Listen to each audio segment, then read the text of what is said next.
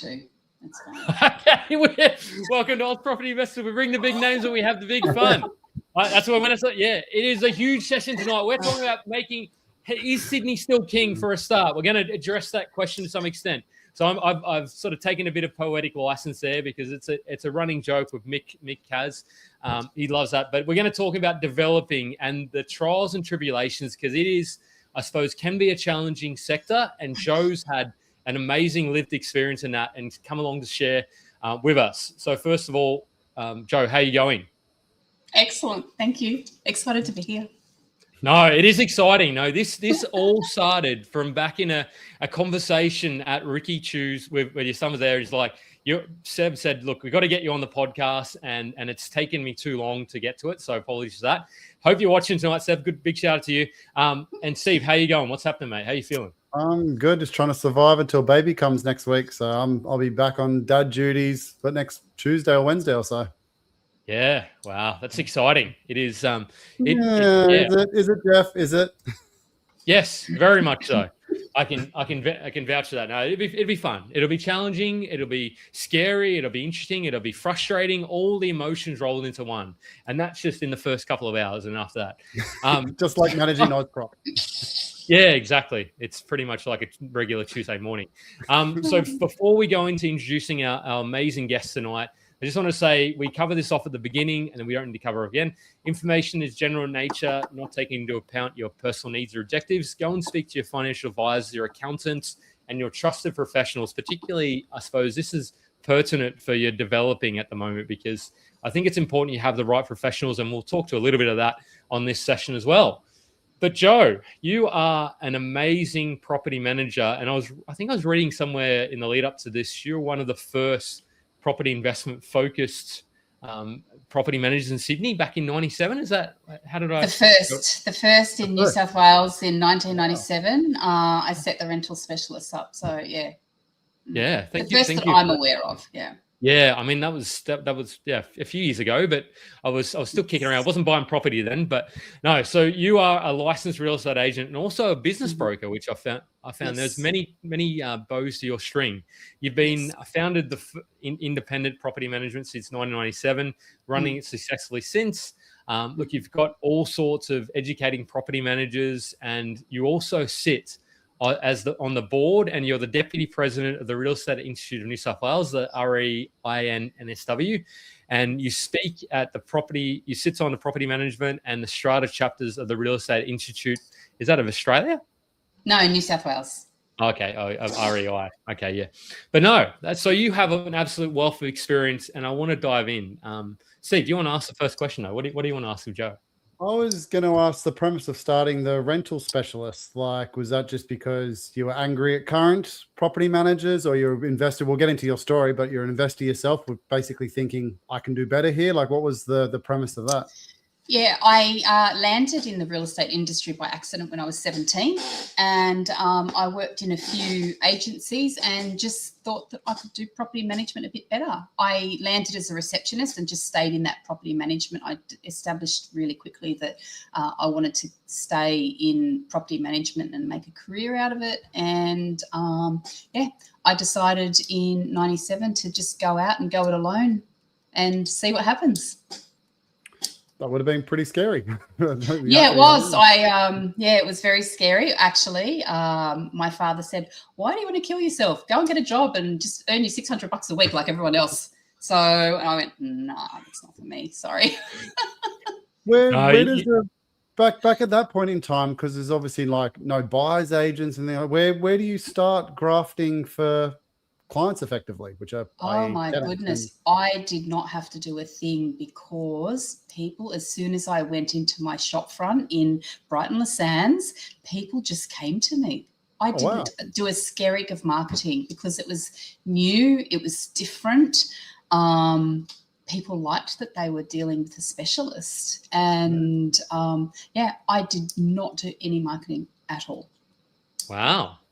That's I love that sort of, and I suppose you are knowing you, sort of seeing you operate and seeing you answer questions, you have that expertise, and you're very thorough. So I'm sure you would have been very well received in the sort of Sydney market. And to give us a bit of flavour for where you sort of manage, so people can, and we'll talk to some of your patch as well. Can I ask a quick question first, Jo? Have you seen any changes since the way property management is now versus the people walking in? Is it now just all online and they check your realestate.com rating? Like what's the difference you've seen now over that shift of 28 years?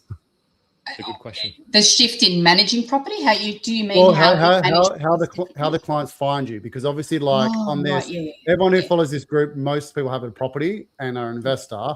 Like if you're like me, like you generally just look at the area, you look at the property managers' ratings, you get a feel for how they operate. Like, but back then they're walking in your door. So now is it more online competence, or like how do you find people choose a property manager now?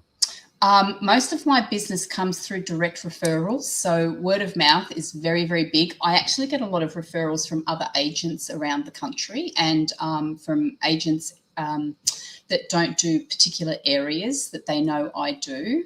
But a lot of it is online. So I do have a bit of an online presence. I do make sure that I'm educating my audience very thoroughly, very well, and that just leads to trust, which then obviously leads to people reaching out. I do some other business development things, but the majority of it is referrals and an online presence. But gone are the days where landlords, where you don't. Landlords know these days, or they're becoming more savvy, and they know that you don't need to hire the agent that's on the next corner down the road in order to get a really good service. So things have changed. I sold a property last year, and the agent's like, "Oh, come into our office," and I was like, "No, just tell me what you want from me, and I'll sign the documents." Yeah. Wasn't the property in Queensland? Oh, is that the one up in Western Sydney? No, this one was actually in New South Wales. So I was actually in Sydney, in Western Sydney. There you go. That's it's interesting to I see where Steve was getting with that, because like the buyers, buyers just weren't. They were only just probably starting late 90s, early 2000s. But the mortgage broking, or even the borrowing space, for example, 30 years ago, or not 30 years ago, but nearly 30 years ago, you would have literally gone to your branch manager, and he would have got you a cup of tea, maybe some of those Arnott's biscuits around, and he would have said, "Tell me about what you want to do." And he would have had that, or he or she, because yes, there were. My mum was actually a bank before I was around, and I'm not a bank manager, but a lending manager, and some of the stuff she'd tell me, it's like, you get your little calculator or whatever it is, but no. So Jo, tell me about your patch. Like, what is your focus areas of Sydney, and that'll give us context, and that'll go into developing as well. So I manage property across the whole Sydney metropolitan area. I have a sizable portfolio in Penrith, but I manage properties all the way up to Pymble. And so I've got a really good chunk of a portfolio in Penrith, and the majority of it is sitting around the inner west and eastern suburbs, with a few scattered around in other suburbs as well. Yeah, there you go. So you got a bit of a broad spectrum around Sydney. I do. And there's a couple of areas I don't go into, but mostly it's the whole of Sydney. Can I ask why and in which areas, or is there a reason? I don't want to annoy anybody. That's a really loaded question. Do it, Jo. Do it. No. No, I better not. It's those bloody houses at Mount Druitt, isn't it? I do manage properties out in the Blacktown area. I have a couple in my portfolio, but there are some suburbs in the southwest of Sydney that I just won't. I won't. Yeah. I refer them to others people. Oh yeah, I think I might know who you're referring to as well. But anyway, so tell us about what are you seeing in terms of the trends? Like, what's going on the grounds? We don't need to get into rental yields, because you can look that up on realestate.com and all the data platforms. But tell us what's going on, Jo. What's the on the ground truth in Sydney? Interestingly, everybody keeps talking about a rental shortage, but the data from Rental Bonds Online shows us that in the last 12 months, we've had an increase of about 10,000 properties onto the rental market, just by judging how many rental bonds are being held by Rental Bonds Online. So in November last year, there was around about 970 odd thousand bonds, and November 2025, the official number of bonds being held by RBO was 983,020. We don't have December's data because they were actually closed for December, so they didn't keep any records. So, but we'll know January's in a couple of days. But yeah, so rental supply has actually gone up, which is really interesting. Is that in Sydney or New South Wales? No, that's New South Wales. Yeah, that's whole of New South Wales. But in Sydney specifically, what we've seen is rents go up. Cotality says that rents have gone up about 5.6% in the last 6 months. I'm on the ground. I can see that rents are going up. There's not that aggressiveness to the rental market and increases to rents that we saw even 18 months ago. So the aggressiveness in those rental movements is gone, I think. But also so has the frenzy in, or the desperation rather, from tenants in trying to secure rental property. We're not seeing lines of 20 and 30 people walking, trying to get into a property. And I have to say respectfully that if we are seeing that, then the property's not priced correctly, in all honesty, in my view. Pardon me. But what we are seeing is rental properties are good, providing they're priced correctly. Rental properties are sitting on the market for 2 weeks, not too much longer than that. So they're renting really well. They're renting quickly. They're renting to good quality tenants. I have a few properties that have gone up quite substantially in their vacancy period. I've got one property in Rosebery. It was a funky one-bedroom apartment. Sorry, no, it wasn't one bedroom. It was a two-bedroom apartment, and it went up about $10,000 a year, so $200 a week. But that's the biggest increase I've seen. Wow. Yeah. Oh, it's a beautiful apartment. It's well worth it. Absolutely stunning. It's a warehouse conversion, historic building. Absolutely fantastic. Then tell me about it, Jo. We could have moved. It could have been Rosebery. It just sounds like my kind of hood. It's great. Yeah. But so yeah, that went up there was a $10,000 difference between the last tenant and the new tenant. I have another one at Kingswood, actually. I had a house in Kingswood, and it went up by about $4,000 between the last tenant and the new tenant, just in the last few months.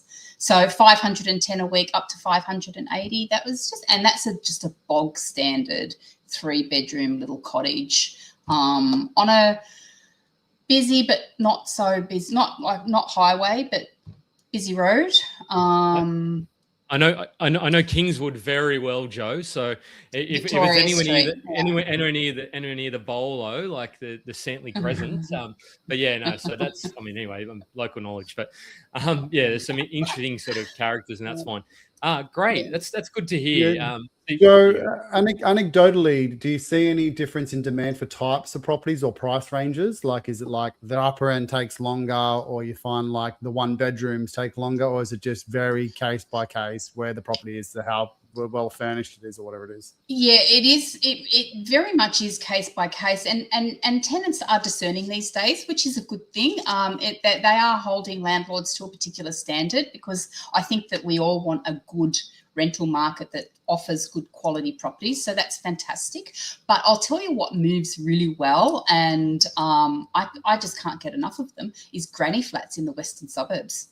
They just fly off. When there's a granny flat available, it just goes so fast. Is that young couple? Just like the want their own place, just can't afford a house? Yeah. Yes, typically, yeah. They're small, they're compact, they're easy to maintain, and they're well priced. I mean, a good granny flat in the Penrith LGA I've seen some as cheap as $450, but the most expensive I've seen is about $560, $570, but typically around about the $550 mark. Okay. Yeah. Wow, that's crazy. Like, just rental. I remember being able to rent a whole house in a not a bad pocket of same area for $450 in 2016, and now you get a granny flat for $530. or 5. Property prices are double though, Jeff. Yeah, geez, interesting times. I know that's 10 years, but yeah, anyway. So Joe, we have a whole session about your insights on Sydney, but before we get into your property developing story, which you and I had a good chat about that on Friday, tell us, what are the challenges for New South Wales landlords? What are the things that are changed, and what do we need to be thinking about when renting a property or being a landlord in New South Wales? Fantastic question, and there's a multitude of answers to that, actually. So what's changed? Well, I think everybody, unless you've been living under a rock, everybody knows that we've had major legislative changes back in May, and that got a lot of landlords really, really worried. But honestly, it was much ado about nothing, and it's largely business as usual. Landlords have lost some rights, or they've lost some rights isn't the word, but there's been some parameters put in place in terms of how a tenancy is treated, and the protections of the tenancy in situ. So there's been some changes in the laws around that, but it is largely business as usual. What are we seeing in the future? Well, we're seeing, from a legislative point of view, we're going to be seeing some changes around privacy. We're going to be seeing some changes around standard application forms, and more restrictions around gathering identity and holding identification material. Yep. And we're also going to see the implementation of the portable bond scheme at some point in the future. They were hoping to bring it in by now, but I think we will see that towards the end of this year. But nobody should be worried about that. It should hopefully be easier for tenants to move from one place to another. And apparently the government's going to be underpinning it. So, what could go wrong? Exactly. What could go wrong? It'll be very interesting. But I mean, people freak out about it, but people need to remember that before the electronic times that we're in now, there was also a portable bond scheme in terms of a paper form that real estate agents would fill out to authorise a transfer of bond from one property to another, and other agents were quite happy to rely on that. So a portable bond scheme has been in existence before, but people just forget about that. Yeah. All right. So investors don't need to be worried. No. I like that. No. You've given.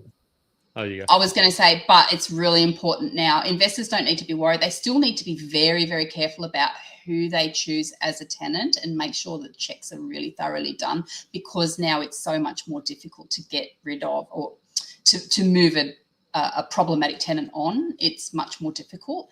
And they do need to really ensure that they've got very, very good property management solution who is managing their interests properly and professionally. Before we talk about development, the last question, because I know that this was bandied about a little bit, and I think it may not have. I haven't followed it too. I haven't had to worry about too much New South Wales.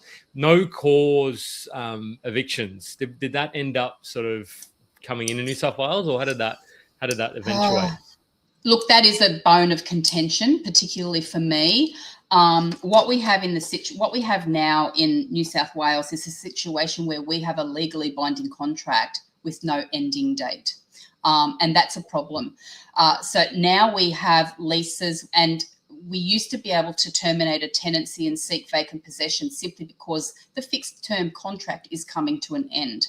That has now been removed. So and we also used to be able to move a tenant on and take vacant possession by giving a no grounds notice, which was 90 days notice. That has also been removed. So now if we need to terminate a tenancy, we need to have very, very specific reasons as to why the tenancy is being terminated. And we also need to provide very specific supporting documentation to prop up the reason of the termination. Yeah, I thought that might have been implemented, but I wasn't. That came in May. Yeah, I get lost in all that's going on in Victoria. So now that we've gone on that whirlwind tour of New South Wales and Sydney for the I want to know what got you started in property developing. How did that all get, and when did it start? Or Steve, should we start somewhere else on the developing journey? No, I would say just investing. What got you into the first investment property, and then how did that flow on to developing, if development was the first or not? So no, developing wasn't my first. I purchased my first property in partnership with my father when I was 18 years old. I developed an interest in property generally when I was in my early high school years. We moved from one part of a suburb to another because we needed to change school zones. And my father purchased a block of land that he could later develop and put some townhouses on. So I got really interested then because I was watching him design the townhouses that he would eventually build. So I used to go to council meetings with him and started twigging. I started asking him really impertinent questions about how do you make money if you're paying interest on the other end? And, so a whole education process started when I was about 13 years old. And when I was 18, I just said, look, I'd be interested in buying a property, give me a hand. And we went partnership in a house in good old Dapto. And he still owns that today. I bet you wish you did as well. I bet you wish you did own it, Jo, because it's kind of do. It's gone crazy. I kind of do because it's gone crazy. My sister owns a property down there as well. I know just how much it's gone up. But he's now developed it, put a granny flat in the back, and renovated the front house, and done all of those things that we had originally intended to do. So that was my first investment foray. Can I just I just want to ask, and maybe a little bit selfishly, where did you garner the interest to start going to council meetings at 13 and start asking questions like, how do you make money after? More importantly, Jo, what was it like not having friends at that age? Oh my God.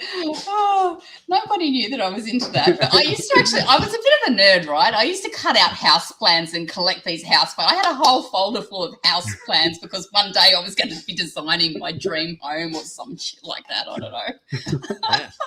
I just had this interest. I don't know. Generally cool. You loved property, like even from a design point of view, which is probably where the love came from. Yeah. Yeah, and so you bought that first, or when partnered in that property in Dapto, and then how did it then sort of go from there? I think I know where it went from here, but did you then go up to, was it Hurstville next, or what happened next after that? So I did that when I was 18, and I set up the rental specialist when I was 22.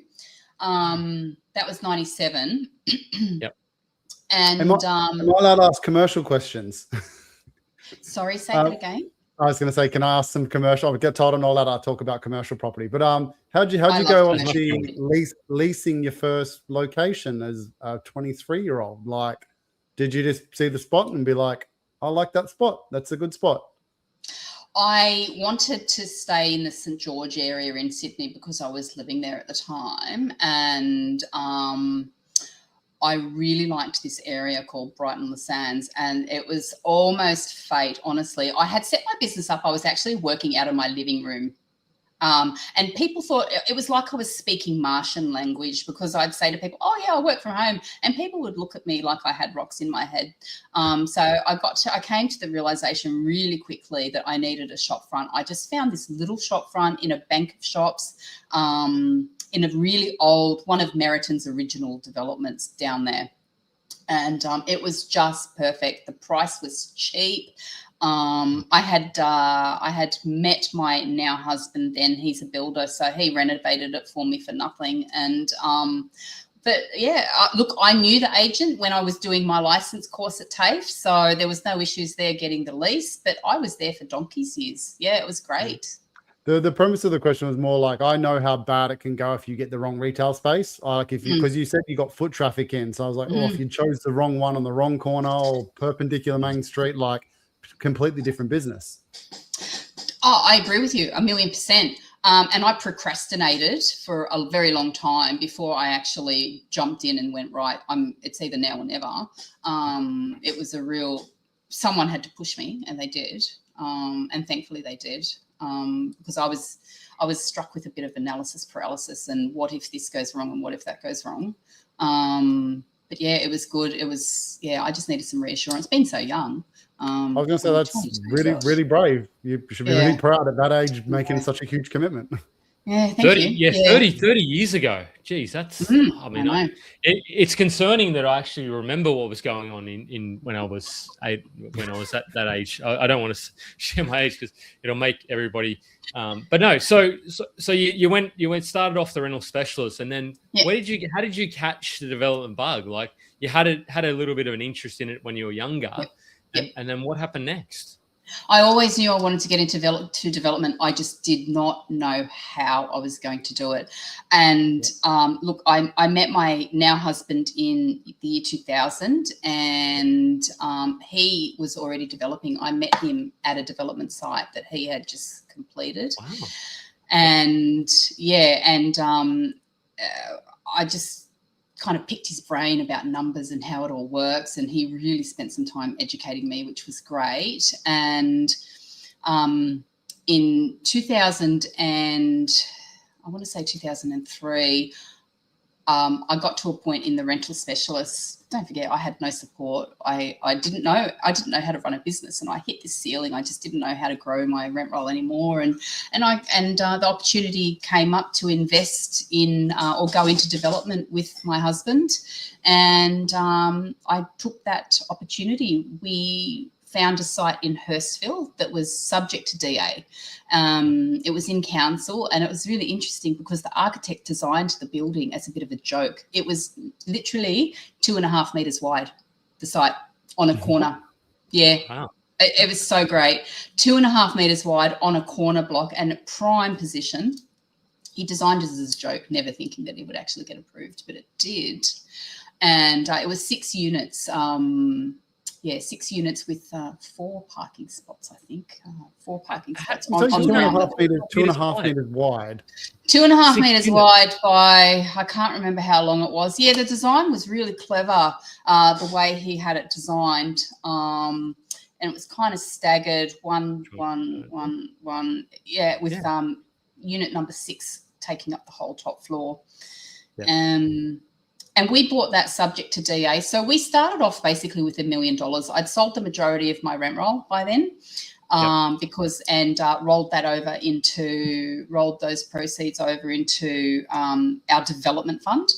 And so we started off with $1 million, and we purchased this site. I can't remember now for the life of me how much we bought that for, but it was a really, really good price. I think it was about 70 or 80,000 a site. So do you guys know how to actually work out how development sites are priced? So when you're talking about pricing development sites, you price it per site. So if the going price is, say, $100,000, it's called $100,000 a site, right?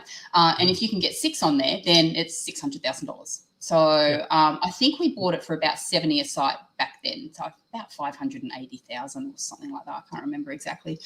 Lo and behold, it got approved. We developed it. We sold. I thought I was great because I sold it to one person who wanted to buy the whole lot, and then they were going to on-sell it. And then 3 weeks before settlement, they actually couldn't get the funding, so my sale fell over.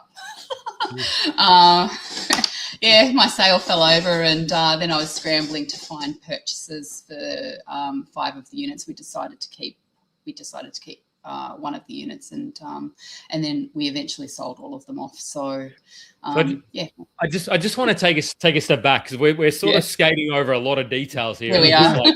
It's just like, okay, you've found. So I'm watching at home. I'm like, okay, because next week we're going to be continuing developing theme, but tonight it's about your journey, Jo. I want to know, because you said here you started off with $1 million, sort of your development fund, because that's often a misconception but it's a I suppose a perception that you need money to develop. So just want to talk about that. How do you think about that? Do you think you need, or is there a way to develop without too much money, or how do you approach that question? You need a little bit of money to start, but you can't start by doing 6 units. My husband, when he started, he did a house. He bought a piece of land, he built a house and sold it and then did it again. And he did that a few times. And then he went from a house to a duplex, and then he went from duplex to villas or townhouses. And then he went and made the move to apartments. But apartments is where you can make good return on your investment. Is that because of the bigger capital typically get involved? It just wipes out the mum and dad investors? You've got economies of scale when you're building it at those sorts of sizes. So construction costs on a per unit basis go down. Land costs on a per unit basis go down. Everything goes down because you've got those economies of scale. So, and it's just, most plans are cookie cutter. So it's one level on top of another, on top of another. And you're just repeating it, level after level. So the construction itself, once you get out of the ground, is easy. Well, I've been told because I've actually got a development book in stores. I'm not a developer, but I interviewed quite a lot of developers, and they said basically it's the same amount of work as doing a very simple duplex. There's other complications, obviously, with apartments, but it's the same physical amount of work to do it. Yeah, the process is exactly the same. Yeah. And how did you feel about doing like your first ever foray? Yes, your dad had dabbled in and done some developing. How did you feel about going straight into like a 6-unit development? Was that a little bit uncomfortable, or was it just simply like? Can I just say, I was crapping myself. I remember when I signed the agency authority with the sales agent to sell the units, my hand was shaking so much that I couldn't actually sign the authority. I was that nervous. So, but I'm really lucky that I had my partner, my husband, who had been there and done that, and he really guided me a lot. So, and the way it worked, the way it eventually ended up working was he did all the stuff on site and I did all the stuff in the office. So he took on all of the building and construction stuff, and I took on all of the actual property development stuff, but also the construction contract management stuff. So it worked out really, really well. But it was very scary. It was really, really scary.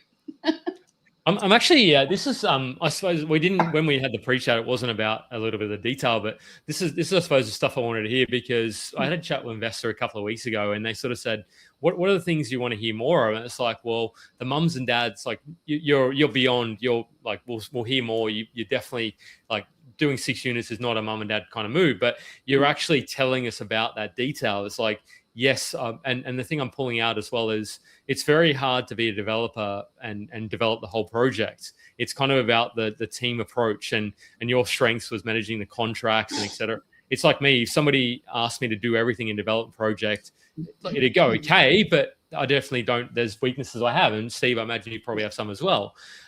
So that's kind of. I'm perfect. Yeah, perfect. Okay, we'll ask you after next Tuesday, next Wednesday. We complemented each other very, very well. So yeah. Because I talk. Okay, go on, Jeff. No, because I think that's important to acknowledge where you're really strong at, and then I suppose where you don't have that sort of expertise or I suppose interest. Then it's like, well, who else you need to get on board to help you out? Whether that be, I suppose, a project manager or whoever it is. But you go, Steve. I was going to say, looking back now of how far you come and established, was there anything you probably would have changed or done differently starting out doing the development? Because that's when most people watching on AusProper, they're at the point where they've got a little investment portfolio, thinking whether they should jump into it. But is anything looking back you've been like, probably shouldn't have done that, or should have done this a bit differently, or you just nailed it because you and your partner were a perfect mix of kind of managing it? Well, without sounding contrite, I think we nailed it but only because he had that previous experience. If I were starting from scratch by myself, there's no way I would do that. Building units can be really, really tricky, especially if there's basements that you need to get into. So absolutely start just with a basic house or even just a basic granny flat, and then just slowly inch your way forward like that. But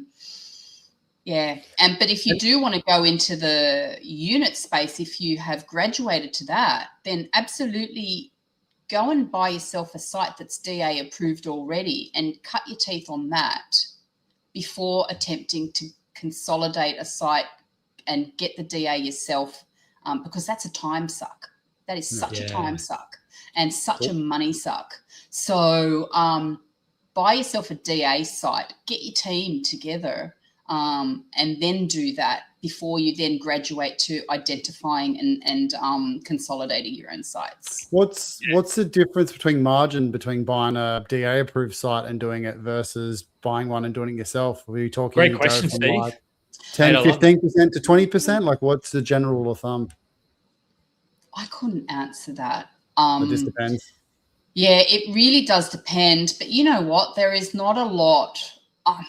Back in that day when we were doing that, there were people calling themselves developers who would do exactly that. They would consolidate sites, ram them through council and design really shitty buildings, might I add, and just for the purpose of then on-selling the DA. And they would probably make, I'd say, 30 grand a site for doing that. For very little outlay for themselves. But I don't know that, especially for smaller sites, there's not a lot of margin in it. Yeah. Okay. Not these days.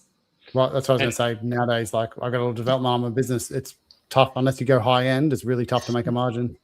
Yeah, and I suppose as well, the thing that about that development that you did is there is I suppose you had a little bit of a capital and all that behind you. So it's not to say that you kind of you already had a few runs on the board. You had the combination of your skill set, and that's what sort of made that a successful project. But I think there were bigger things to come for you, and let's kind of talk to that because what was next after you sort of handled that? So the reason why I started crapping myself when my sales of those units in Hurstville fell over, because I had already committed myself to my next site based on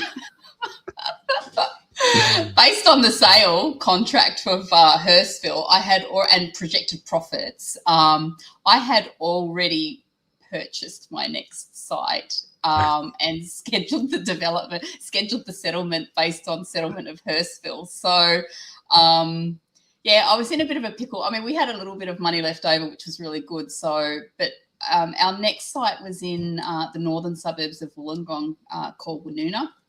And again, we purchased a DA-approved site for, it was 12 residential units and 1 commercial unit. So we ended up, I think we ran those 2 sites simultaneously for a short amount of time. Whilst we were finishing Hurstville, we started the demolition on Woonona. I think that's how we did it. Then we went, so we did those in Woonona, and that was a complete success. Like we sold pretty much everything off the plan. We retained the shop. We leased that to a baker. And I think I kept 3 of the units in that particular building. I kept 1 unit in Hurstville. So our philosophy was we're going to build a fantastic residential portfolio that's going to allow us to retire. We would never retire, but allow us to retire. And the way we were going to do that was we were going to keep our profits in the development that we developed. So every development that we finished, we would sell enough to cover the debt, cover the GST liabilities, and just give us a little bit of money to throw into the next one. And everything else was retained in property. So in Hurstville, we retained 1 unit. In our next project in Woonona, we retained, I think it was 4. It could have been 3, maybe. I think it was 3. So it was the commercial shop. So I really love commercial investing. So we held on to the bakery in the front. And Jeff, stop laughing. I can't, like we would. Yeah, we set. He knows what I'm thinking, and I'm not allowed to say it. Okay. No, say it, Steve. Come on. Say it, I'm the please. commercial guy. She's like, I love commercial. I'm like, who doesn't? Yeah. Who doesn't? I know you're the commercial guy.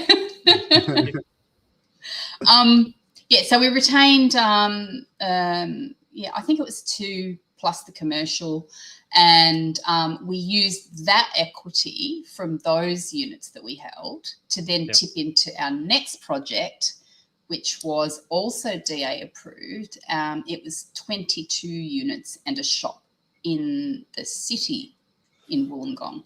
And yeah, Was so there a reason for Wollongong? Was that kind of where you're based, or you knew how to connection there? Why not Wollongong, Steve, mate? It's amazing. Wollongong at the time represented exceptional value.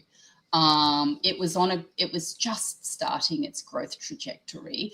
Sydney at the time had kind of hit a peak where sites were there was no value in the sites that were for sale, and it was just a bit crazy. So Wollongong tends to be, or it used to be, about 2 to 3 years behind Sydney at that time.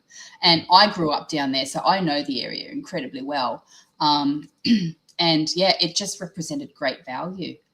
There was so much opportunity. I mean, now it's been very well developed, but back then it was completely undeveloped, and it was affordable for people who could no longer afford Sydney. The train commute from Wollongong was easier than what it was when I was commuting. So yeah, it just made a whole lot of sense. The thing I want to, we're kind of where you did that project successfully at Woonona. We're sort of skating. The thing that I didn't really ask, and maybe it's apparent in why did you go down the development path rather than the traditional buy and hold? What was the why behind it? Was it kind of quicker or more wholesale? Yeah, wholesale investing. Yep. It's the, I'm not going to say the easiest way to buy properties at wholesale, but it's the way that we knew, and it complemented our skills. It's what we knew how to do, and yeah, it was just our way of building our portfolio in the cheapest way possible. I know it sounds ridiculous, but yeah. One of the random questions I thought of, because you've done so many developments, how do you go, especially with the experience of your partner, choosing builders? Like, what are the considerations you use when you actually have to get to a development and choose a builder? Is it like go with who you trust? Is it go cheapest, make it cheap and nasty, make it towards high end of the clients that you need? Or like, how do you go about actually selecting a builder? Today or back then? Probably today is probably more relevant. Because we built our own stuff. So we were developer builders. So the way we did it, we had our development company, we had our building company. And the building company was run as a legitimate building company. It priced its projects properly with a proper builder's margin, because that is what the insurance issues otherwise. Yep. But the funders expected it, because they wanted to know that if we fell over as an entity or as a group, that another builder could walk in and take over the contract and make money and still make it a successful project. So everything had to be legitimate. But we built the properties ourselves. Now, I would never advocate to go cheap and nasty ever, especially now that there's legislation, I don't know the proper name, but it's the Design and Building Professionals Act, I think it's called, the BPA, anyway, whatever it is. Some people out there will know what it is. Building Designers Professional Act, something like that. Anyway, since that's come in for Class 2, it's incredibly difficult to go cheap and nasty. You have to, the Act basically makes you, as a builder, price the project properly. It's just much more difficult. The days of design and construct contracts are largely gone now. So that's how builders became cheap and nasty, or gathered that reputation, because they would just give you a price. Oh yeah, look, it's $1 million, and don't worry, I'll do all the designs for you. You get your DA, but then it's the actual construction certificate design work that I'm talking about here. Oh, don't worry about that, we'll do that. And then they go and design to their budget, not to what the original intent of the DA was. So it's because of all of that stuff that the Design and Building Professional, I can't even say the bloody name, but that act came in to stop all that stuff. So now a project has to be properly designed, it has to be properly documented. Everything needs to go up to a portal where it could be reviewed by government to make sure that everything's above board. The designs have to be declared, which means that it's buildable and been peer reviewed. So there's no cheap and nasty. You can't do it anymore. It's the DBPA, the Design and Building Practitioners. 20. Thank you, that one. There we go. I'll look this up. The thing I wanted to, I suppose, also point out is that you, I suppose, had the capital and you had a clear vision. So I think, and to Steve's point, it's like you had if your advantage is in Airbnb, like that probably you play to your strengths. So a lot of people starting out may not have that connection, and some people will actually, but they shy away from it because it's like, I just got to do that for my job. So play where, if you're starting your first, maybe not do development for your first. But then if that's where you want to go, it's a good way to accelerate your property investing journey, and then maybe moving some funds into commercial or doing both at the same time, as Steve said. There is some more, I suppose there's a twist in the tail though, because your 22 in Wollongong, that was where there were some things that happened around that. And we'll talk to that, because I think that's probably where there's a lot of lessons for yourself, but probably just a bit of unlucky as well, I imagine. No, it wasn't the 22 in Wollongong. It was the next one. Oh, wow. Yeah. We talked about this on Friday, but you did so many projects. So whilst we were building that 22 unit project in the city, we were looking for our next. So we were always planning our next project. And I found a site. It was an absolutely gorgeous site in a very, very desirable part of Wollongong. Some would refer to as the rocks of Wollongong. It was the ambience was fantastic. It was completely undeveloped. Developers had been in the city, but they had been on the upper end of town, up the top end of Crown Street. We're looking more down towards the South Beach area, down near where the stadium is. And it was a completely raw site. So a couple of people had tried to consolidate it before, but they were not successful for whatever reason. But we managed to get all 4 vendors on board with our vision for what this project would be. And we ended up securing the site subject to DA on an option. So 4 individual options. And then we set about going through the DA process. And you know, that has got to be, despite its challenges, the most rewarding project I did, because it's the one project that I had a vision, and then I was allowed to exercise my creativity in creating this project, getting it designed, and getting it through council. It was just such an amazing process. It was really great. As hard as it was fantastic. And so we assembled a team. We knew who our architect was going to be. We knew who our engineer was going to be, who is still our engineer today, by the way, all these years later. We knew who a couple of our other consultants were going to be. We needed a town planner because of the sensitivity of the area. So we brought a town planner on board. We had pre-meetings with councillors, council people and all that sort of stuff. Yep. And we lodged the DA, and oh my God, the objections we got, far out. Oh, really? Oh yeah. What was the vision? Like, what generally give us what was the site? So the site was 4 shops in a completely undeveloped part of town. It was almost like the Rocks Markets in Circular Quay. It had that real old world feel to it. And the town all of a sudden hated us because we were Sydney-siders. I mean, forget the fact that I actually grew up down there, but hated that we were Sydney-siders coming to ruin their town. We were going to ruin the area, ruin the ambience. We were going to just see the death of Wollongong, basically. Mind you, you went down there and couldn't get a coffee at 2:00 in the afternoon because everything was bloody closed. You still can't, Joe. You can't. I mean, that's why I have a coffee machine in the house. But no, I could only imagine what it would have been like. This is because that's timestamp. It was around 2005, 2004, 2005.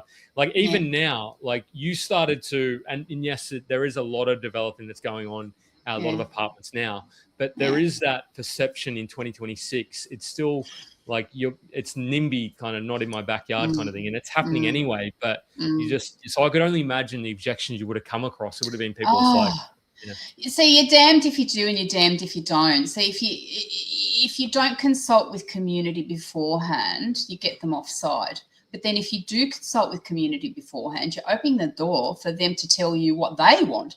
Hang on a minute, I'm running a business here and there are financial parameters and objectives that I need to meet as well. Yeah, sure, I will negotiate with you and try and give you something. But oh my God, I mean, they were very organised. They were very, very clever. And we thought we were ultra clever too by having the right town planner in our side. And he had amazing relationships with the councillors, with the council, with the general manager, and we just thought, you know what, it's not going to be as bad as we think it's going to be. You know, we did community consultation. Our architect was amazing in running all of that.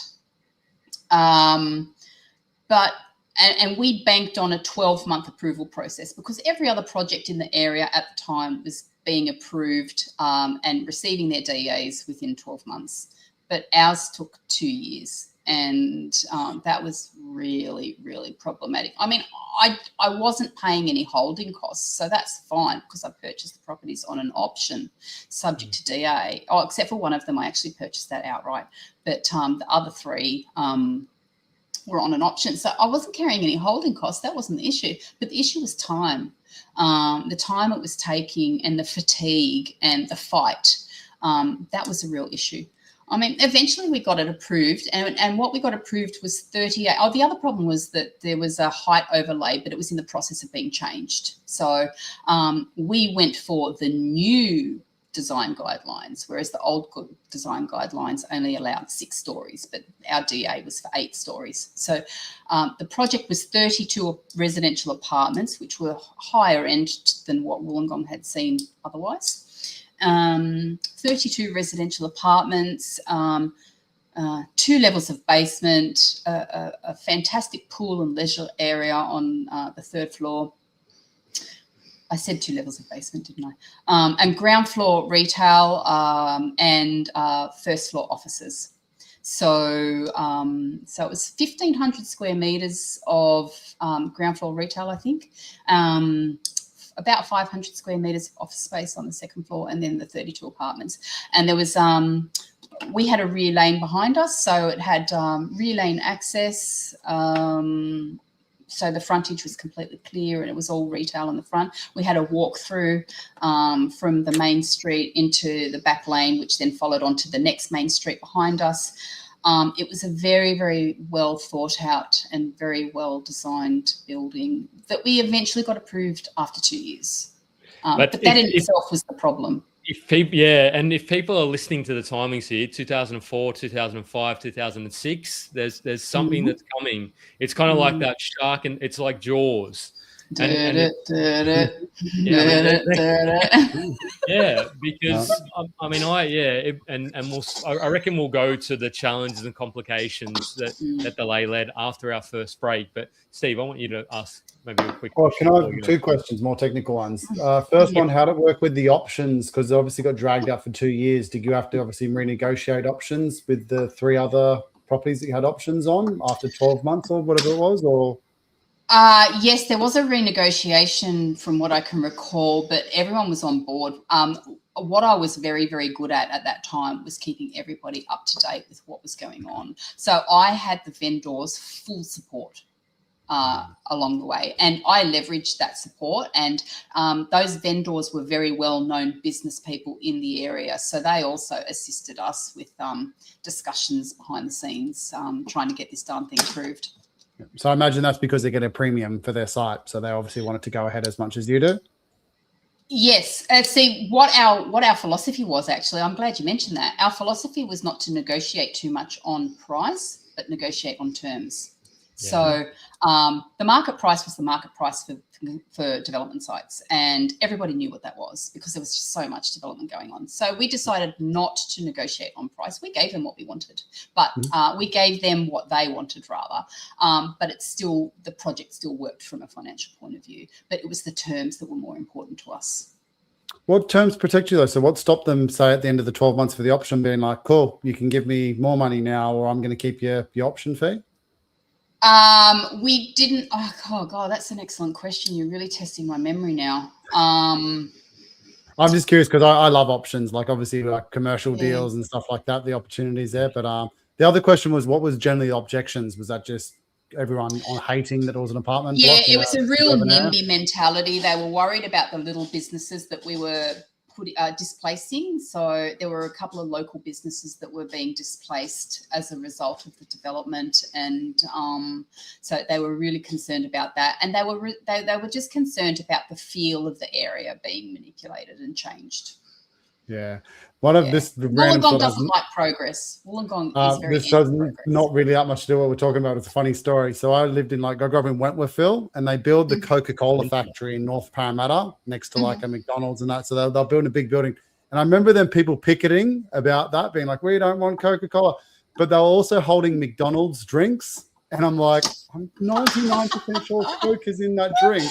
But that was the craziness of it. There we go. Very much the same sort of stuff. Yep. Okay, we're going to throw to our first because I want to hear more about how it went and some of the things that went wrong. Or not went wrong, but yeah, I suppose it did. We'll call it. We'll jump on and we'll be back very soon.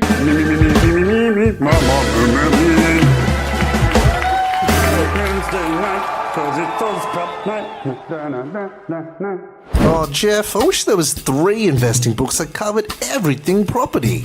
Oh, Joe, there is. Steve has 3 books now. That I do, guys. I've got 3 books now. You probably don't even have to follow this group anymore. Just kidding. You want to keep seeing and hearing from me, of course, so stay involved. But in all seriousness, if you want to get the full picture of investing, residential, commercial, and development, these 3 books have you covered for the fundamentals. For OzProp members, here's the best part. I'm giving these books to you for free. Just cover the postage and I'll send them right to your door. Go to policeyproperty.com or click the link below and get your copies today. You can also get all my spreadsheets, checklists, and resources free on my website. Happy reading, gang. We're back. When's the 4th coming out, Steve? Is it Airbnb investing? Let's get through the next 2 or 3 weeks with Bubs, and then we'll get another 4th one. how to invest with children, or No, the idea is, I think I mentioned this on last podcast. I'm going to do one of I'm going to interview all the buyers agents and get them to have a strategy. Say what the best property strategy, and just have 10 different strategies. So get a Joe for development, and then an Arjun for his data one, and then get someone who does value add, and just do all the strategies. Yeah, well played. Oh, that'd be a great read. Yeah, right. So Joe, the Wollongong, the last sort of throws of and people who didn't know, I'll let you share because it's not for me to share. What sort of the timing gives an indication, but what actually started to go wrong with the project? What was the challenges, and did it go pear-shaped? The problem was the time it took to get approved. So had the project been approved within 12 months, as we anticipated, then I wouldn't be sitting here right now. I'd be... Hopefully it would be. I'd be sunning myself on some remote island somewhere, because that was the project that was, whilst we were never going to retire, that was the project that was going to buy my dream home and allow me to live a life of choice rather than anything else. So the construction itself went fine. It was pretty unremarkable from a construction point of view, but what happened was when we finished construction, and construction was a while. I mean, we spent so long in the basement. I can't even remember now how long it was, but the basement was long because we were near the water table. So there was lots of water issues, but we took a long time to get out of the ground. But I mean, by the by, a week after we finished, so the project itself, despite the NIMBY attitude of a lot of the people down there was also a lot of interest from investors down there and owner-occupiers alike. So we sold a significant amount of the properties off the plan. Again, we had already identified those properties that we were holding away from the market and were going to retain ourselves. And that included the office space, all the ground floor retail, and a couple of the residential units. Don't forget, we had 5 other units or 6 other units, residential units from our previous projects that were all tipped into this as our equity contribution. So technically we put no cash into it in the beginning. Can I ask, because maybe this is more a wrap up? We're sort of in the throes of a big story, and it's 3 letters that kind of wrecked this project. But what were what was one of the mistakes around structuring that you made? Structuring is a massive thing that it's a massive lesson. So we had a trust structure, but it was the trust that owned the shares in the property development company. So one of the mistakes we made was that we did the project in a PTY Ltd, and so in a company structure, but it wasn't a special purpose vehicle. It was our general development company. We still had our construction company as a separate entity. We needed to keep it that way. But our development entity was a simple company structure. Yes, the shareholder was a trust, but we didn't receive. We had some very good people on our team, but in hindsight, that perhaps they were not as savvy as what we needed them to be. But so we did not silo all of the projects individually as special purpose vehicles, which in hindsight is a really big no-no. You don't do that. So for anyone who wants to do property development, each project should be, I'm not an accountant and this is not advice, but each project, in my opinion, should be contained within its own special purpose vehicle, SPV, so that it is quarantined, losses or profits is quarantined and doesn't contaminate or pollute, if it's a loss, any of your other holdings. We didn't do that. So we had everything held in a singular company, which is, I mean, everybody knows that that's just really dumb. But we I think the SADA developer's not probably going to know that, Jo. Like that's why I kind of wanted to bring it up, because and thank you for being vulnerable, and we haven't got to the, I suppose, the end crescendo of what ultimately happened, but we can kind of see where this might be going. But how do you think about that, Steve? Do you sort of see a lot of your people sort of, because you'd have a lot of business owners who you're buying commercials for, are they sort of separating, and not necessarily development? Is that what you're doing as well, Steve? Or But like Jo said, not financial advice, but yes, every single investor, that especially high net worth, should be doing that, assuming the cost of doing it doesn't outweigh the risk. But we've spoken about this 1,000 times, Jeff, of like getting a good accountant, not just one you like, someone with actually experience. My accountant was brilliant. Pay for it as well. Pay the extra $5,000. Like, it's worth it. Yes, it's absolutely worth it. You know what? What I have learned is I don't skimp on quality advice. No. Never. Yeah.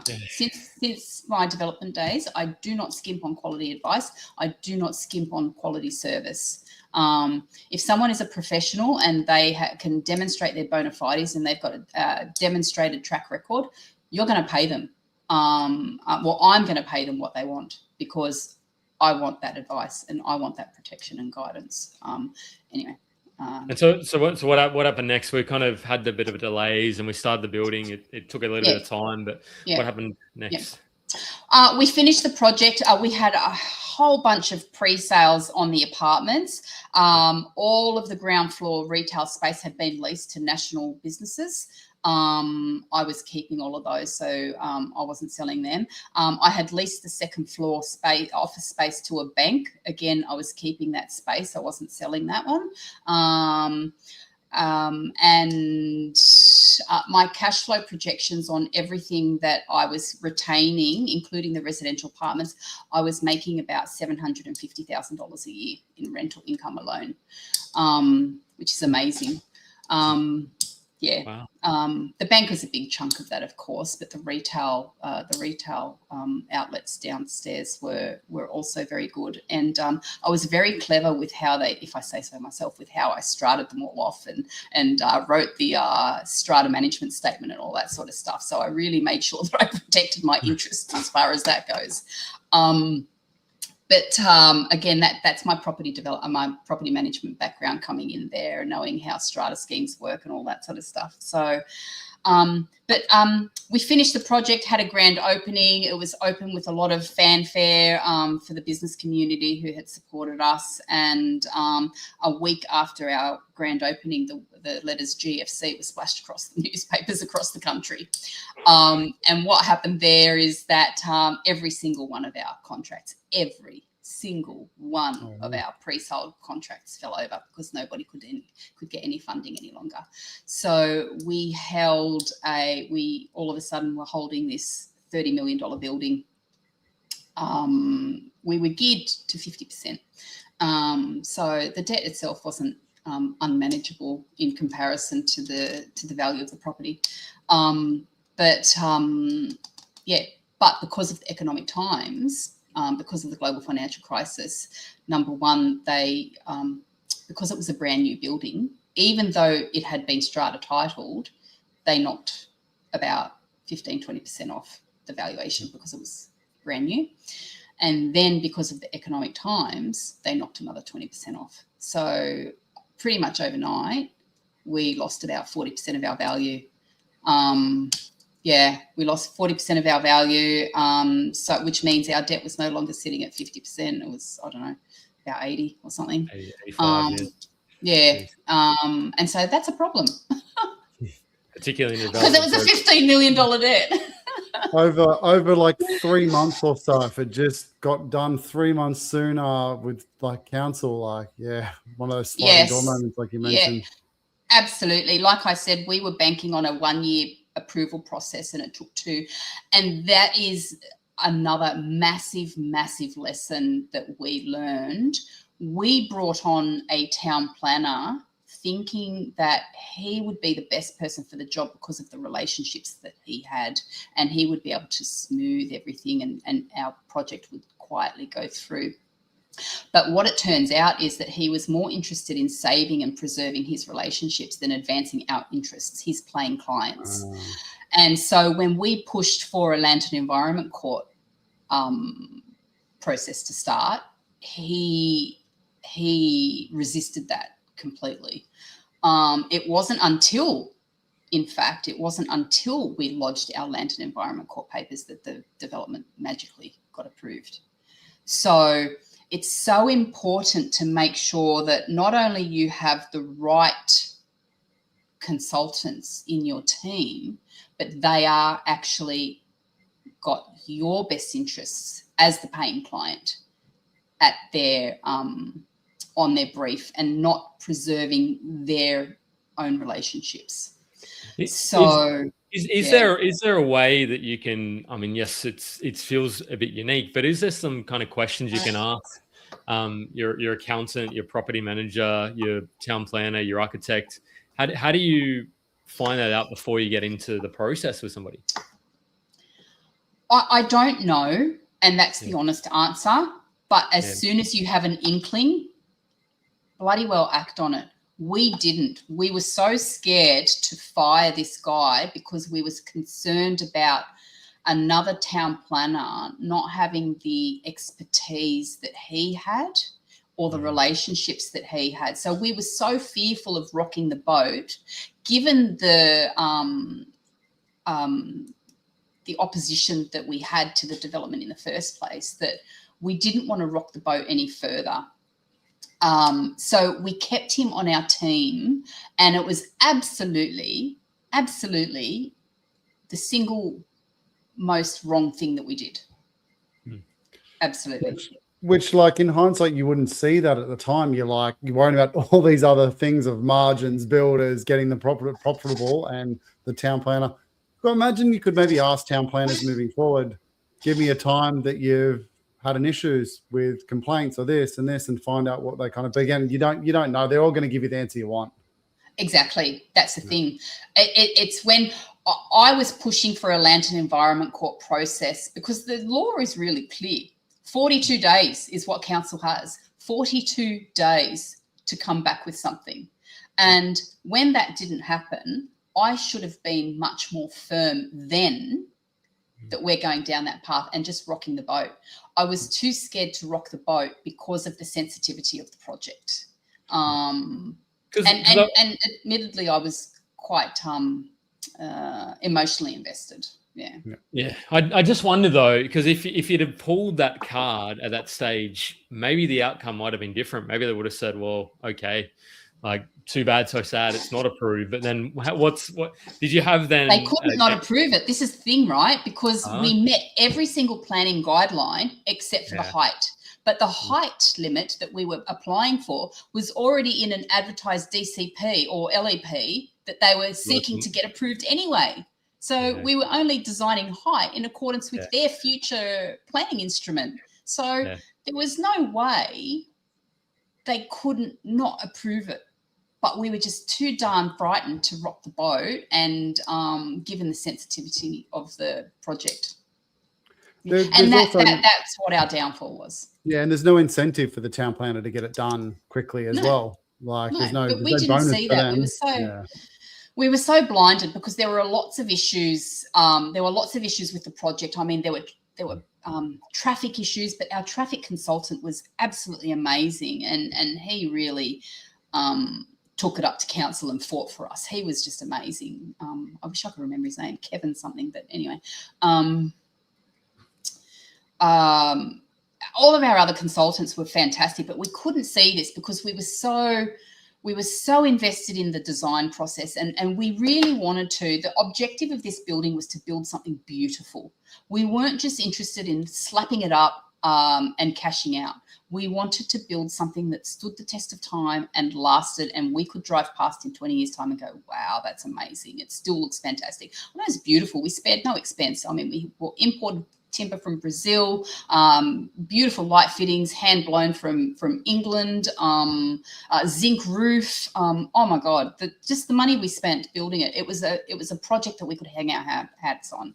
And so we were so committed to the design, and we were so concerned about getting that all right that the town planning was almost taking care of itself, if you know what I mean. Yeah. And so we weren't paying as much attention to that aspect as we were to everything else. And again, he wasn't the right person on our team, but we couldn't see it because we were doing so many other things. Couldn't see the forest from the trees kind of thing. Rebecca asked this good question, and she says, what did the planner use as their reason for resistance? Was it about, or did you ask what their resistance was? Or? Yeah, he was like, we're talking to this person, we're talking to that person. This person said that. The town planner operated in a very stealth mode. Again, it was about him preserving his relationships and thinking that he could talk his way through to the development of the project rather than actually saying to them, no, let's get this done. No grounds. Yeah. But again, it's my fault because I engaged him. It always comes back to me. It's my fault. I engaged him. I didn't ride his back hard enough. I didn't push him. I didn't stand my ground hard enough and say, no, this is the direction we're going. So it will always come back to me. It's always a tough one in hindsight, Jo. That's the thing, because you get stuck between being a lovely person and trying to be too hard-nosed with the people that you don't know aren't working for you. Yeah, these days, 20 years later, a female in the construction and development industry is much more widely accepted. But back then, there were very few women who were working in that space. And honestly, I had men laughing at my face when I was sitting there giving them their what fors, simply because I was a female, because they were so unused to seeing that in their space. I mean, these days it's different, but it was very difficult for me to get taken seriously in that space. Even though you'd had done the projects, like they weren't. Oh yeah. Wow. Yeah. Geez. Thanks for I know you. Yeah. I think thanks for telling that. On giving us I want to learn more. What was next, and we don't need to. I suppose. Well, what happened there? So, like, you've obviously is valued at 40% less or so. Was it a big loss? Was it a break even and lick your wounds? Like, how'd you come back from that? It was a total loss, Steve. So what happened was the banks, so our funder was not your ordinary NAB or St. George or whatever. Our previous projects were funded by your ordinary banks. We had an amazing relationship with a couple of the big fours, and I got to a point where I rang my private banker and I would say to him, hey, Andrew, I need $2 million. How easy is it going to be for me to get that? And he'd go, I'll have it to you in a week. So, but we wanted to expand our, how do I say it? We wanted to expand who knew us so that we could have access to funds even easier. And so we went with an investment bank, a particular investment bank for this. And right up until the global financial crisis, they were amazing to deal with. They were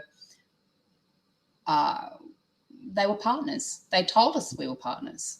And then and what happened after the global financial crisis was that they continued to support us for 2 years.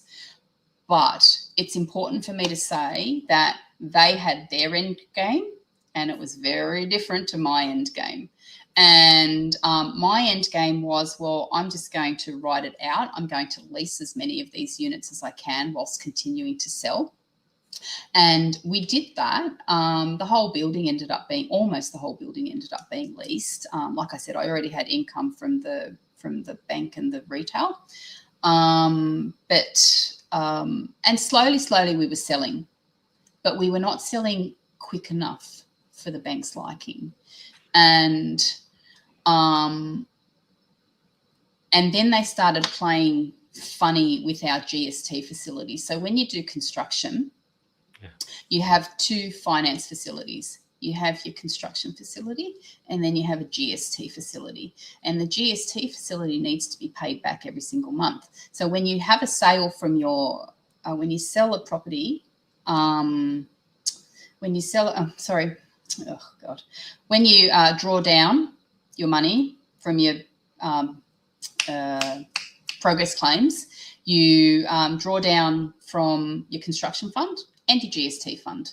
And then when you do your BAS at the end of the month or at the end of the quarter, actually they make you do it monthly, you get your GST refund and you repay the GST facility. And what happened was they started playing around with our GST facility, and they also started withholding the GST from the sales. So that was, at the time, the margin scheme was just coming in or something. There was something to do with the margin scheme. And it was very clearly identifiable what part of the purchase price was GST and what part was not GST. And I had to remit the GST to the government at the end of every sale. But the bank stopped releasing the GST because they wanted to take that GST money and use it to pay down the construction facility that was sitting at about 15 million. And so then that caused problems for me with the ATO, because all of a sudden I'm having these sales going through, but I'm not remitting any GST to them. So they start knocking on my door and asking questions. But ultimately, the bank decided that they were not going to support us any longer. So, and I remember it was the 10th of February, 2010. It was a week after my son started kindergarten. And it's pretty much almost 16 years to today, actually. Today's the 11th. Oh my God, today's the 11th. Yeah, you're right. Yeah. Oh. Yeah. They put us into receivership. We lost everything. I walked away with $60,000, my car and my clothes. Oh, and that's it. Yeah. And then all the other properties, $30 million gone. No. Yep. What about all the other properties as well? They took everything. Yeah, everything. Okay. Pay down. Everything's gone. Yep. That was why I asked this. That's why I mentioned the structuring question when I did, Steve. Yeah. They just appointed a receiver. Yeah. They came in, took everything, and slowly sold their it down. agenda would have been to get their money back, and nothing more really. They would have sold it at the price to get their funds back. Yeah, exactly. Whatever. Look, I'm really thankful they didn't bankrupt us. They told us they were never going to bankrupt us. They knew that it was just timing and that we did absolutely everything right. And that it was just circumstance. But what annoyed me was that their agenda, they said one thing, did another completely. And, you know, they supported us for all these years. So we had a relationship with them for 4 years all up. And that whole time they were telling us that they were partners and they were our partners. And then when the doo-doo hits the fan, they just changed.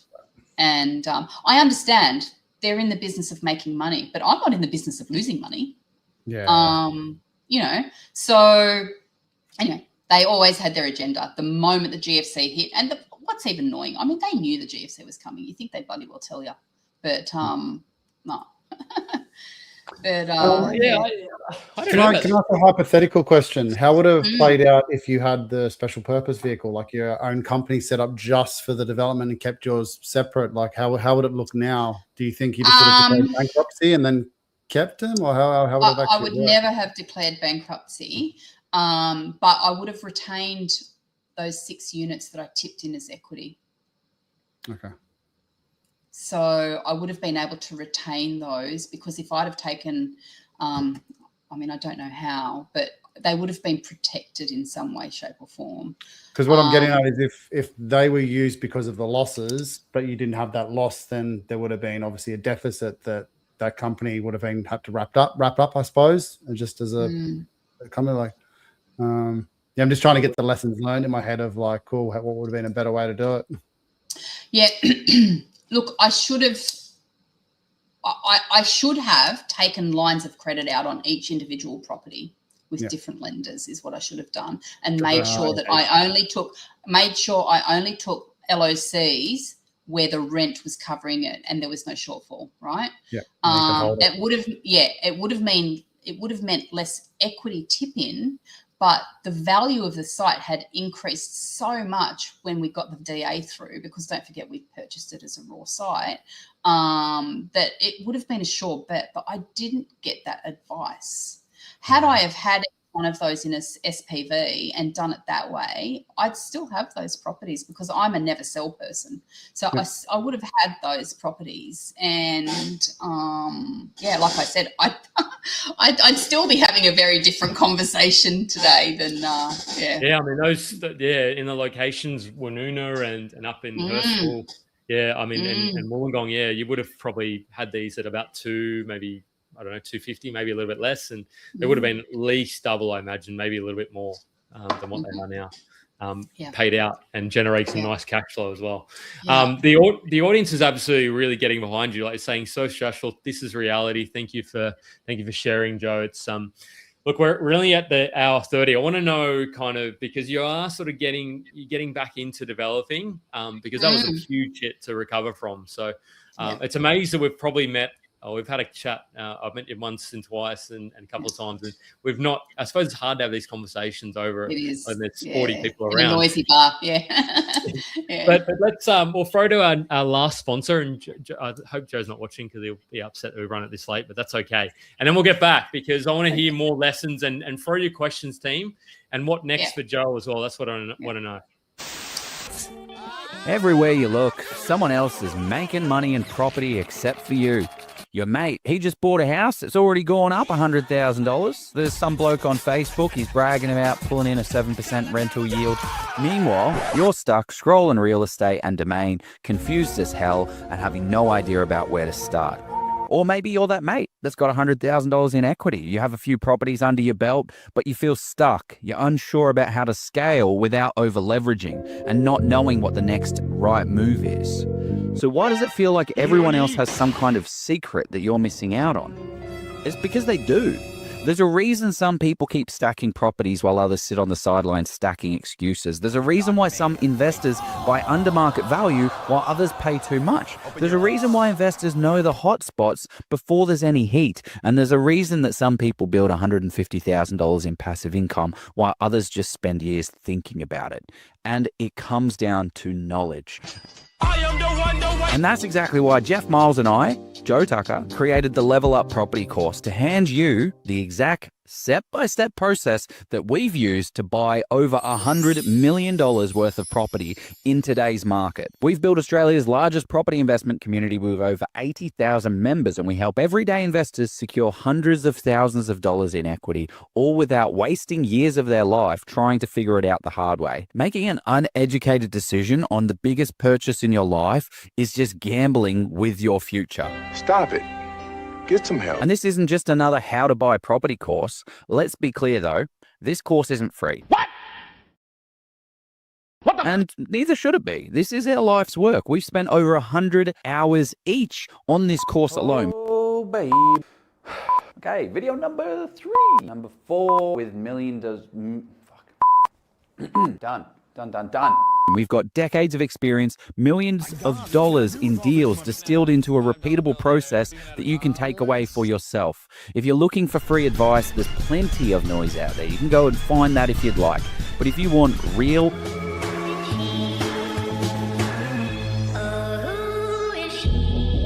actionable, step-by-step guided process that works in today's market, then this investment is going to change everything for you. By the time that you finish this course, you will have full confidence. You'll have every tool that you need to build an amazing portfolio if you act on it, right? Which is why we have mentoring built in. So we kick you up the butt to make sure that you're kicking your goals.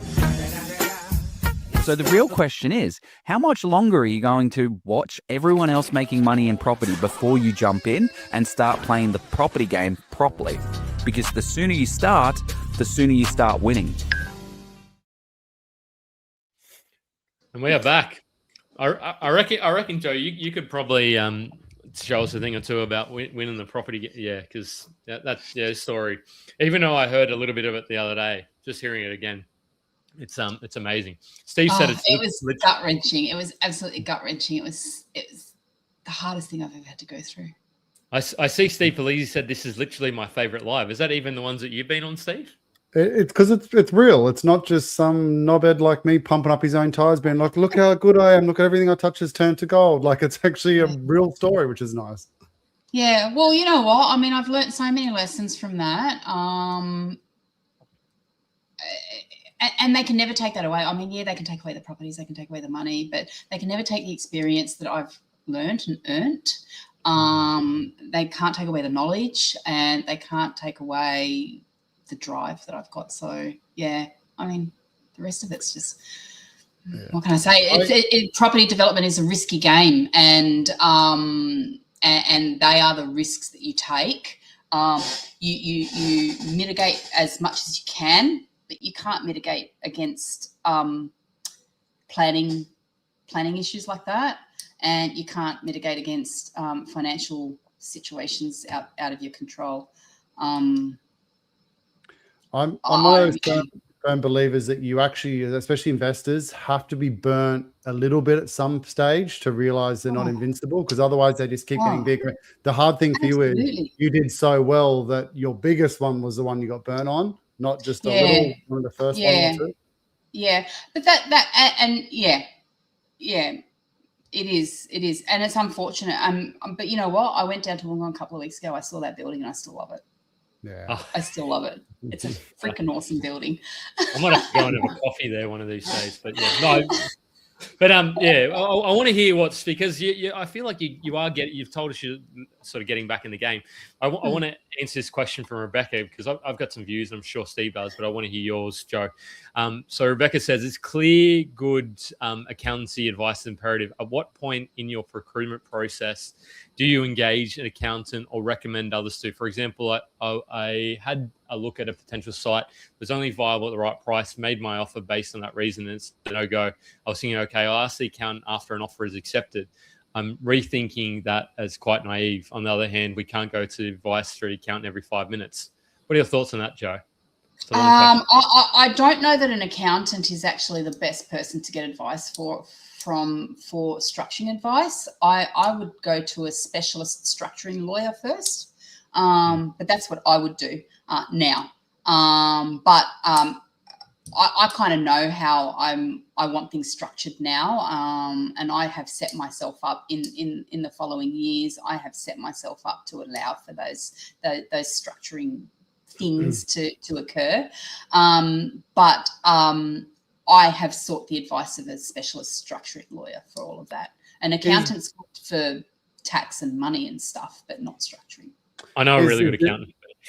I was going to say, is there a turning point though? Because the ones you're doing are obviously quite large, but if you're just doing a simple duplex, would you say? Oh my God, I'm still no. Good, I am good thinking like big. Yeah, I'm thinking like I was doing those projects, but I'm going into development. I'm starting again. I am planning as though and running things and structuring things as though I'm a bigger player than what I am. I think that's general good advice for everything. Whenever I get young business owners coming and being like, "Oh, how'd you grow a big company?" I say, treat it like you're a big company. Don't do things like you're a sole trader. Yeah. Small-mindedness, and I'm not being derogatory here when I say that, but small-mindedness is really it's limiting and debilitating. Yeah, the thing I was going to say, and I think, what else is, Rebecca? I'd made the mistake of doing a project, and then having the chat after I've done it, as in like, oh yeah, we're about to sell, and it's a smaller one, like Steve said, and there was some areas that I missed out on optimizing. So I would go and have the conversation and sort of see based on what you're planning to do. After you looked and gone under offer at the site, the structure should already be pretty clear as to what it needs to look like. And you don't need to, because in that way they can point out the things you need to consider and the other people you probably need to see as well. You don't need to go to them after, because the site itself is probably not going to shouldn't change the structure too much. No. It might a little bit, but yeah, you kind of go and get that upfront advice on a broad plan. And then once you're ready to, and maybe you set it up straight away. I don't know. Maybe not. There's cost involved, of course. But that's kind of, And if you're ever unsure about something, just pick up the phone to the accountant. As in, like, I wouldn't be asking them for if the site stacks or what. I mean, that's an accountant will never give you that advice anyway, because they're not going to take the risk on that. No, you've got to do your own feasibilities. Sorry to jump in there, but And Rebecca, you've got people. The whole point of these lives is to see people that have been there and done that. You've got people like Jo. I'm sure if you send her a message on LinkedIn or Facebook saying, "I need a good structuring lawyer," she will flick you one. Oh, I have people approaching me all the time asking for recommendations on any number of consultants and people, and I'm always happy to help where I'm able to. Yeah, if you feel I can introduce you, Rebecca, if you need, just send me a message. I think I've got a free strategy session with. Oh, you do? Have you booked? I bet you had one with Jody, or I thought I was setting those up, but I did get a message from somebody. I've done a couple of them, but Rebecca, reach out. I got Bubs due literally in a week, but maybe in March we'll do one. Yeah, I'll hold you to that, Steve. You said it on a live. But what you're starting? What are you doing next show? Is it a straightforward duplex, or are you doing? No duplex is straightforward, but like it's not 32. What are you doing next? Yeah. So the projects that we were talking about, I was legitimately running a property development company. I'm getting back into development in the next year and a half to 2 years. We're building our cash base now. We're assembling our team. I don't intend on creating a business the way I had before. Will I develop and sell? Yes, but I'm not going to do it to the extent that I had before. So I probably will just start off with a few duplexes, again, just to build some more cash base, build that bank balance. I do want to get back into unit construction. No more than 12. No more than 12 in a building. Yeah, 12 I can do with my eyes closed. It's so easy to manage. It's easy to plan. it's easy to run. It's not so big that you're gonna do yourself in if something goes wrong. You can create workable plan Bs that are not going to kill you and bankrupt you, basically. Yeah. So is that what changes after 12? Is just the risk becomes too great? Yeah. Look, my risk appetite has changed. Obviously, I was much younger then when I was doing it, and when I first started, I didn't have kids, but I was really aggressive, but I was okay with that. Every development you do, no matter how big it is, it's a risk. You can do it. You can do a free lot and just take the market burns or whatever happens. You overcapital. Yeah. Yeah, but I think that the bigger the project, the more business it becomes, and I'm not interested in creating another business. I'm happy with the business I've got. I'm not interested in creating another business that needs to constantly be fed, and I need to constantly keep people employed and everything that goes along with that. That's what we created. We actually created a monster that needed to keep being fed. So we always needed to look for sites. We needed to keep people employed. We needed to just keep our money turning, and I don't want that again. But I still like developing. It's bloody fun. It really is fun. Despite the risks. 12 is a nice, manageable sized building. Are you still, if I be as so bold to ask, are you still considering Wollongong, or where are you thinking of doing them? If you don't, I'm not considering Wollongong at this stage, but I certainly won't rule it out. Okay. I just want to have a coffee when you're down our way. Anytime. I'm down for a coffee anytime. But I will look at anywhere where the numbers work. The numbers simply have to work. Because ultimately that is what it's all about. It's the numbers. I have a fantastic, I've set up these fantastic feasibility programs that I still have. I've retained all of my IP that I created when I was developing before. So as long as the numbers work, I'm good. Yeah, so it doesn't really matter.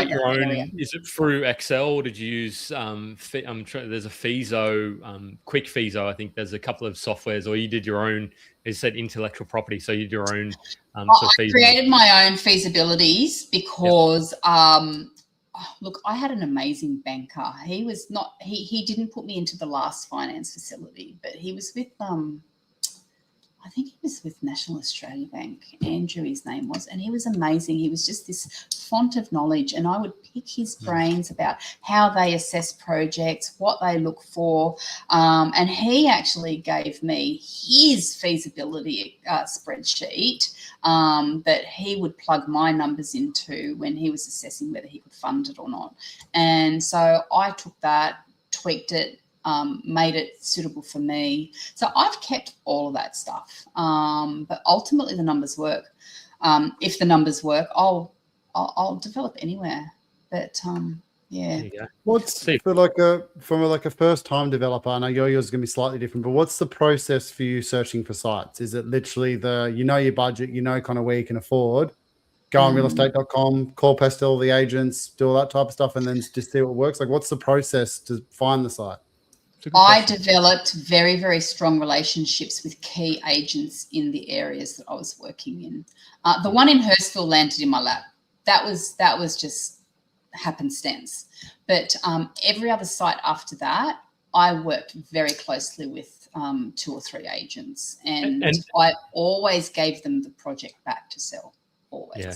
Well, that's funny you say that. The developers I interviewed for my book all said the same thing. It's all basically just become friends with the top agents, give it back to them for sale. They both win because they want a high price. You want a high price. Yeah. And you just develop this great sense of loyalty. My agents were amazing. I can't fault them, honestly. Yeah. There's an incentive. That's the thing, because they're working for you. Like it's because it's not like an investor that you're buying and trying to fight you're buying the property and keeping them on effectively. But I was very fortunate because I found agents who were very adept at development sites. There's not a lot of agents who could do that work because it's very specialised work. Despite I mean, some people look at it from the outside and think, oh, it's really simple. It's actually not. There's a lot of nuance in it. There's a lot of moving parts, and it's very intricate. So I found there were 3 agents. I can see them all in my mind now. There were 3 agents down there who really knew their stuff, and they're all still down there. So I worked with them and only them. And that was it. And so I never had to look for sites. I identified the last site, but my agent helped me consolidate it. I rang him and said, mate, this is the site I want. Help me get it. And go and get the other vendors on board. Yeah, he did because, again, Wollongong is a town of relationships, which is why we went back to that town planner, because it's a town of relationships. And so I was fortunate in that my agent knew 2 of the vendors, having dealt with them before. And those 2 vendors knew the 4th vendor that I couldn't get a hold of. So that's just the way business works. So I never, and they would ring me and say, Jo, I've got this site. You interested or not? I would do some quick numbers. No, not interested. Or, doesn't quite stack. Just give them some feedback so they know what's not quite working. And then what you just said though is actually applicable to like all investing.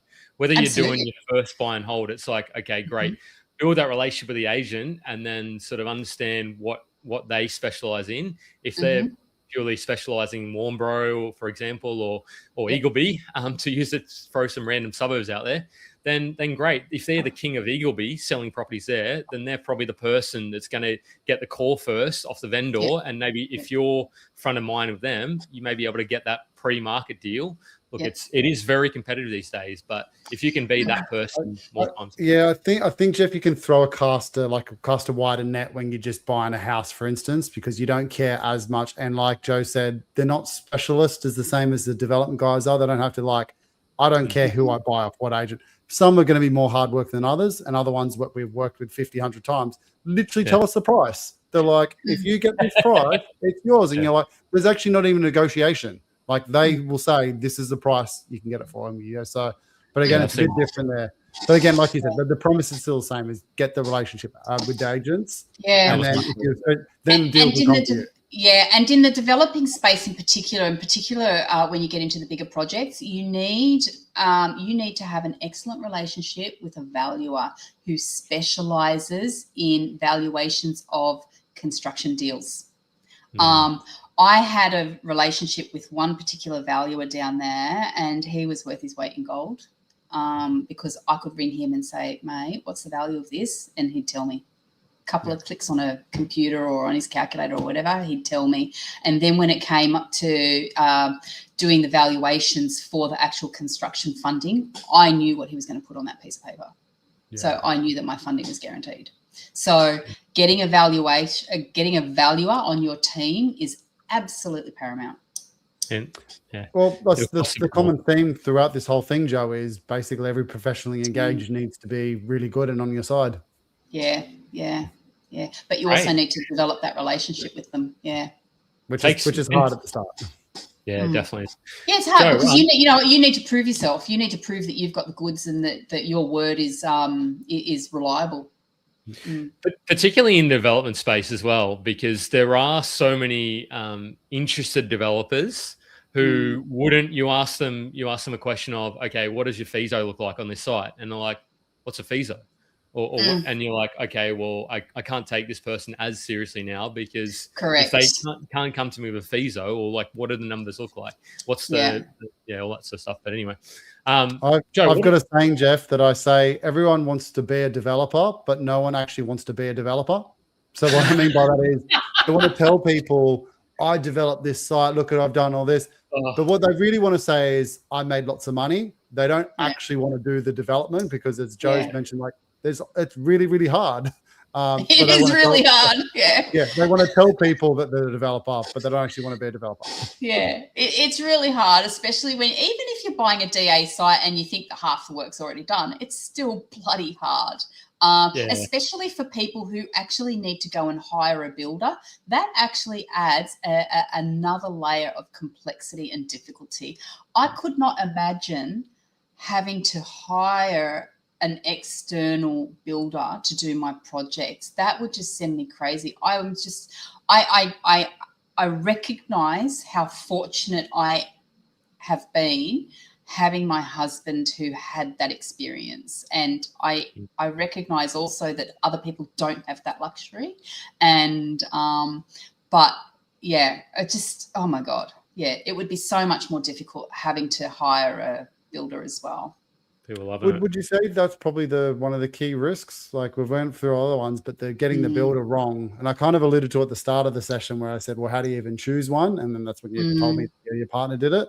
But that's probably I'd say the highest risk one as well. I would actually suggest to people who are thinking about going down to the development road is to try and partner up with a builder who's been there, done that, and learn from them. Absolutely learn, because there's so much to learn, so much. But also make sure your contract is watertight, absolutely watertight, and make sure that you're getting a fixed price lump sum with no escalation. It would have been tough though during COVID, Jo, because I got out of jail a bit lucky with that, because otherwise the builder says, well, hey, it's costing us 20-30% more. Do you want this build, or we won't be able to build it? Or they've just COVID was a very exceptional circumstance. Yeah. A lot of people don't know you can do JVs with the builder themselves. So you might you had one of my staff members on, Adrian Cicchino, who actually did that. So he found the site and went to the builder, being like, do you want a piece of this? And that's a great way to start with if you've got limited capital. Builders love that sort of stuff. His other creative one, he went to the landowner and said, hey, do you want a piece of this? And did it with the landowner. And then they still get a potentially a new property out of it. There's so many different ways you can cut the land or the pie. Oh, absolutely. Yeah. And be prepared.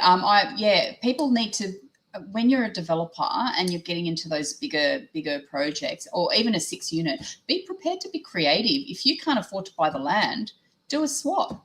Okay, you're going to get 2 units in exchange for your land today. Or whatever the case may be. But you've got to think outside the box and be creative. And but you know what? Don't be greedy. Always leave something on the table for somebody. Always. That's a great way to finish. I was going to ask what anything we should have covered, but no, I think that's a perfect way that's what I want to say. What's the best way for people to reach out to you, Jo? Because I've got your business. I've got your but is that rental specialist? Is that the best way to reach out to you if they want more feedback on managing property Sydney? Where should people get more? So my business is the rental specialist. I am in Sydney. I'm all over Facebook, LinkedIn, not so much Instagram. I mean, I've got a profile there, but I don't use it. Insta. On TikTok, I just can't get my head around Instagram. Not doing dances on TikTok? Oh God, no. God, TikTok and Instagram just do my head in. But Facebook and I'm showing my age now, of course, but Facebook and LinkedIn is where you'll find me, or my website, The Rental Specialists. Don't mix me up with some similarly named company down in Victoria. You'll find somebody who's actually not me.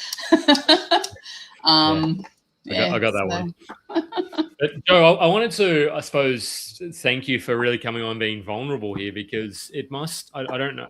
I did listen to a couple of podcasts or two on that you've been on, and I didn't listen to yours part 2, but you've just been absolutely vulnerable and raw and authentic about your journey and your developing. So, and to me, it's just probably open to the people that will watch this and are watching this. They'll just get so much knowledge and wisdom, and hopefully Seb watches it, and maybe your daughter too, and they're like, wow, if you haven't talked a little bit, if there's some stuff you haven't shared with them, that's so good on you for getting out there and sharing it with us. I really appreciate you for doing that. Yeah, thank you. I appreciate it. Look, the pain's gone now. So, I've got these lessons. People can learn and not make the same mistakes I did. So, and you know what? It's made me a better investor. It's made me a better business owner. It's made me a better property manager. So I've got a lot to be thankful for, despite the disaster. Yeah. And Steve, thanks for coming on about a week before your number 2 child is born. You're very relaxed. I'm admiring your relaxed demeanor, but maybe I think that's a pleasing thing. No, I'm always chill. Everyone always says that I never get angry and never get stressed, so I'm always pretty relaxed. All right, thanks very much, Jo. Everybody, as Jo likes to take us out, let's go and buy a property. The other Jo, those. Yeah. See you guys. Thanks, guys. Bye.